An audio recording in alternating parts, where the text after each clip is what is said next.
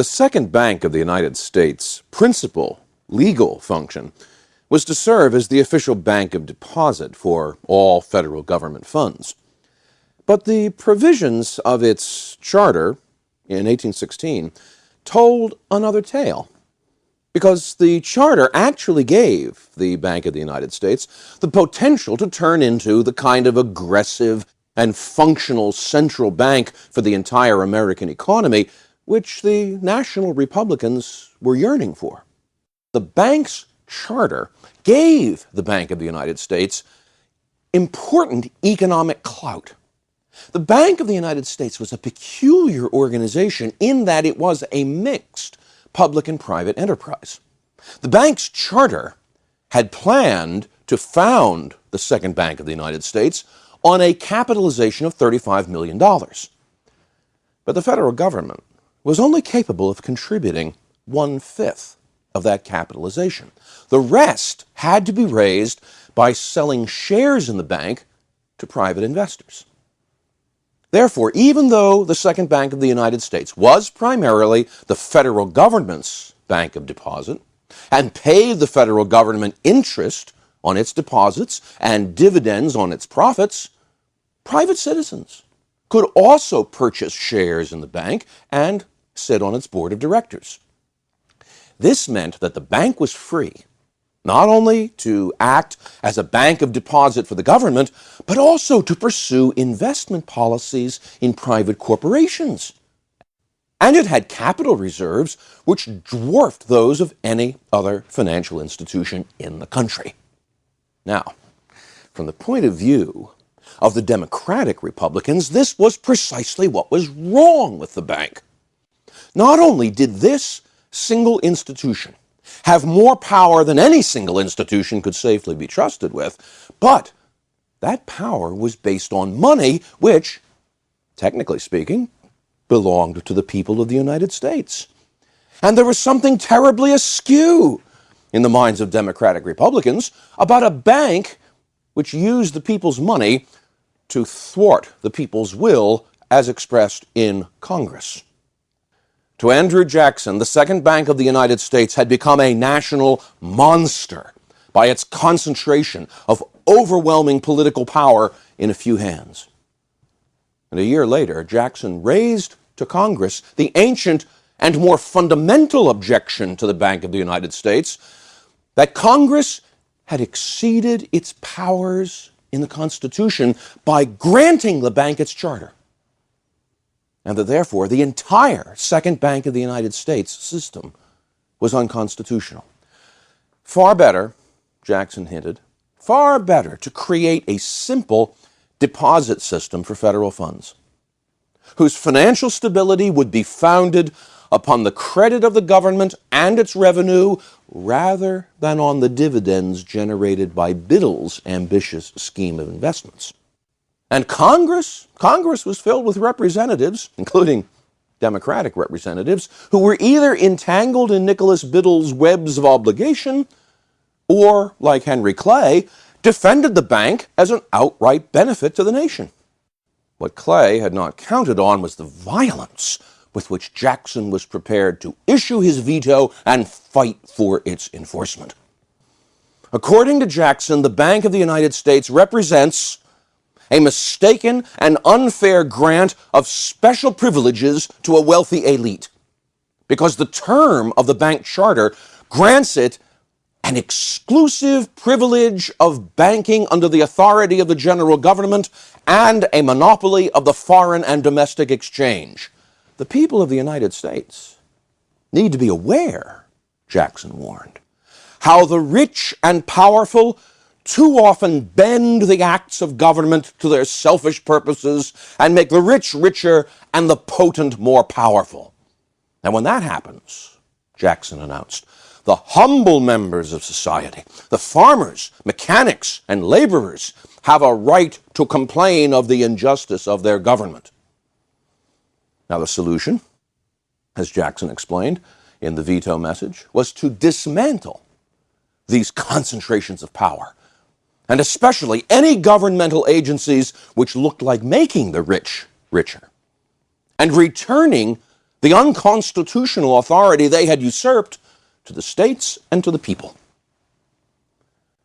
Well, the Democratic newspapers whooped in joy over Jackson's veto message, because Jackson had used the veto message to identify the Second Bank of the United States with every anxiety which the penetration of the world markets had aroused in Americans.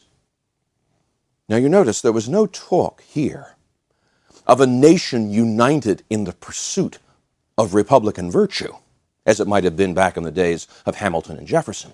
Instead, what Jackson was laying out here was a scenario of class warfare, with the democratic mass pitted against a conspiracy of the aristocratic few.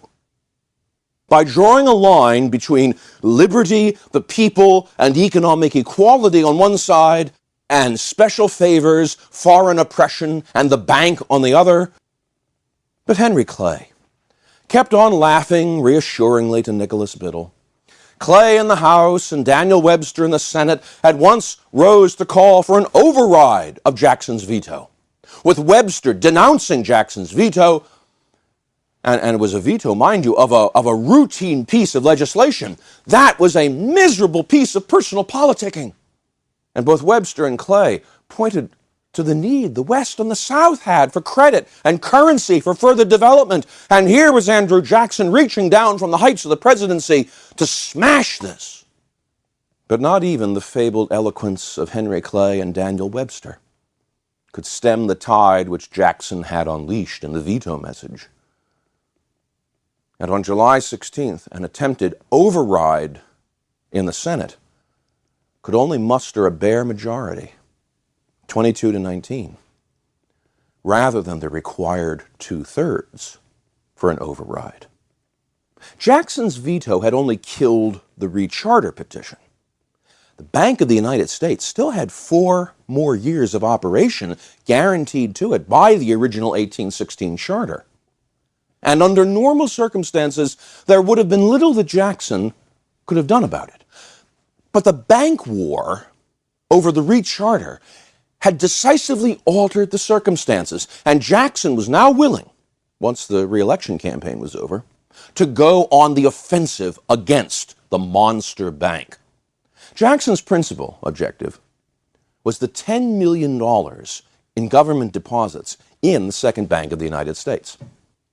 Withdraw those, Jackson reasoned, withdraw those, and the bank, already politically weakened by the loss of the recharter, the bank would be economically weakened as well and unable to wield the influence over Washington City, which had protected it up to this point. The bank's charter, after all, had made the Second Bank the government deposit bank unless the Secretary of the Treasury authorized deposits to another institution, and even then the Secretary had to get approval for that from Congress. And even if Jackson had put hesitation on this issue behind him, others in his cabinet and in Congress had not. Jackson turned to his longtime ally in the bank war, Attorney General Roger Taney, and made Taney Secretary of the Treasury. And this time it worked. On October 1st, Taney cheerfully ordered all future government deposits to be made in 7 state banks, while all future withdrawals for payment would be made from the Bank of the United States until the federal funds in the Second Bank were completely exhausted. Announcing that the withdrawal of the government deposits was threatening the stability of the Bank of the United States, Biddle now began recalling loans he had made and shortening credit by $5.5 million. As Bank of the United States creditors came up short, Biddle seized businesses and property, while other borrowers found Biddle unwilling or unable to extend further credit for business operations. And so businesses failed, workers were thrown out of work, and the money supply dried up. Determined to make the country hurt and to blame Jackson as the cause, Biddle hoped to choke submission out of Jackson and the nation. "Go to Nicholas Biddle," Jackson snarled to pleading businessmen. "We have no money here, gentlemen." And when Congress adjourned at the end of the summer of 1834, without taking any more dramatic action against Jackson than the censure resolution, Biddle was forced to back down, ease credit, and allow prosperity to return. Unwilling to let the 7 state banks, the so-called pet banks of 1833, acquire too much power of their own, Jackson increased the number of authorized state banks authorized to receive government deposits to over 300. He scrupulously paid off the federal debt and arranged that the resulting surplus in the Treasury of $37 million be parceled out to the states.